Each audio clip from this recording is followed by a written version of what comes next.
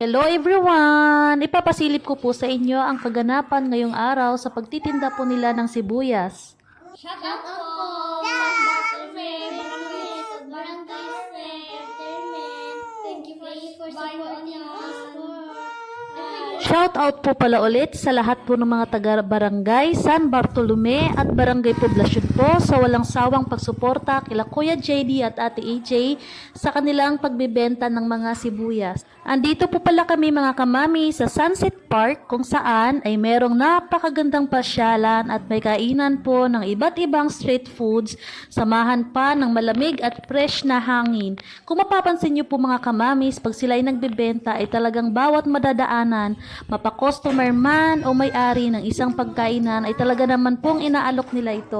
Dati nga mga kamamis ay madalas kaming tumambay dito pero hindi pa gaano ka-develop yung lugar, walang mga street food, pero ngayon ay talagang napakalaki na ng improvement ng Sunset Park dito sa Minali. Minsan nga mga kamamis ay hindi ko sila natututukan ng camera, gawa ng bago pa lang kaming nag-uumpisang mag-vlog, medyo nahihiya pa po, pero soon mga kamami ay mas lalo pa namin i-improve ang pagkuha sa kanila ng video at sa lahat po ng patuloy na sumusuporta sa kanila at bumibili po ay napakalaking tulong na po sa kanila.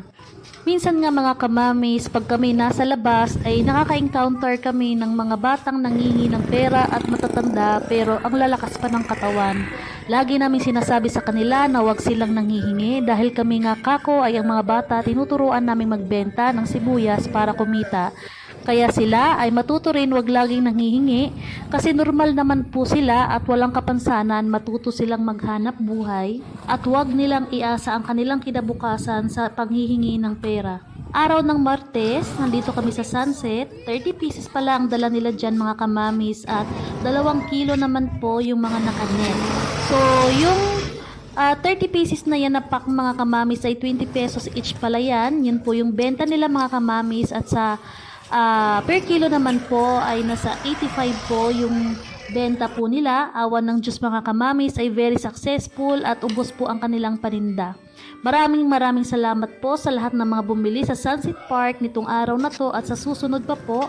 Maraming salamat sa suporta sa kanilang onion business dahil mas lalo nyo pa po silang binigyan ng motivation para mas lalo silang magpursige.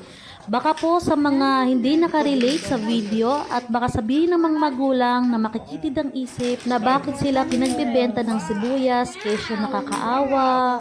So, para po malaman ng lahat mga kamami, sila po ay aming tinuturuan at para maranasan nila na hindi ganong kadaling kumita ng pera upang sa paglaki nila ay matuto silang mag-savings at maging business-minded, hindi puro laro, manonood ng kung ano-ano sa TV at social media para matuto silang maging responsable habang bata pa para lumaki silang hindi abusado sa mga magulang lalo na sa pera.